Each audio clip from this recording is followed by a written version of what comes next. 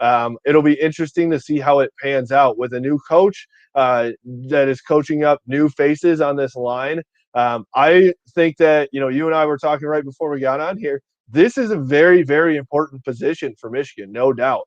We'll talk about the quarterback position, I assume, at some point too. But we don't know what the quarterback position is going to look like. All we know is that whoever starts there is going to be very inexperienced as well, as Cade McNamara is the leader in the clubhouse at quarterback, and he's only gotten, 4 starts in his career. So I think it'll be, this is not going to be a strength for Michigan, which is a problem. They really need to make their offensive line a strength, especially with the running back room that has been a struggle for Michigan as well. But they've got some stars in the running back room that could really make that running game a strength of Michigan's. But Ed Warner was the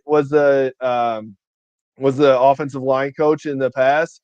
He's out now. They did not re-sign him, which was very interesting. He ended up moving on. But yeah, this is definitely an interesting position group to talk about, because nobody knows what it's going to look like by the beginning of the year. So when we're starting out spring practice here, I would have to imagine that most of these guys are going to get a lot of reps, and they're going to figure out who's who. I would imagine that there's going to be some shuffling around as well to say, okay, maybe, what I just said is completely wrong. It might be the same guys, but maybe they're at different positions. I don't think there's a set thought going into this spring practice. Now, to review some of the young guys that you touched on and their credentials coming out of high school, Giovanni El Hadi, as you mentioned, 11th rated offensive tackle in the country, right there in the state of Michigan. So he's the highest rated offensive lineman coming in. You mentioned Raheem Anderson. Mm-hmm. He's a center. He's the 3rd rated center in the country. And they also signed Greg Crippen, the 6th rated center in the country out of Florida. And all three of those players are already on campus, so they're participating in spring drills. So, Justin, when you look at the offensive issues from last season, and maybe to a certain extent my question's null and void with a new coach and basically a new offensive line, but still, we focused on quarterback. Milton started hot. He faltered, got benched against Rutgers. McNamara came in, played great against Rutgers, then faltered against Penn State. We talked running backs, we talked wide receivers being disappointing, dropped passes, so forth and so on. How much of this do you think went to the offensive line in regards to the offensive issues last year? Yeah, I would say a lot of it. Honestly, it was I think there's something to blame of the offensive line, but a lot of it was out of their hands as well, just because it was a lot of injuries. But it had been a big strength of Michigan for the past 2 years under Ed Warner.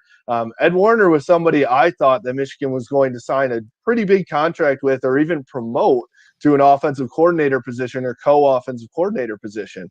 Turns out that wasn't the case, and Sherrone Moore takes that position. He's now co-offensive coordinator in the run game. He's big in the run game. So it will be very interesting to see how this all pans out, because Josh Gaddis he has not been up to par, I would say. He had a lot of hype of they called it speed and space coming in. So they've added a lot of speed at those positions you just talked about, at the wide receiver position, at the running back position, even at the quarterback position. It's been turned into a dual threat type of position under a lot of these, under this offense. And so this is for last year. I think it was a significant amount of problems that stemmed from that offensive line.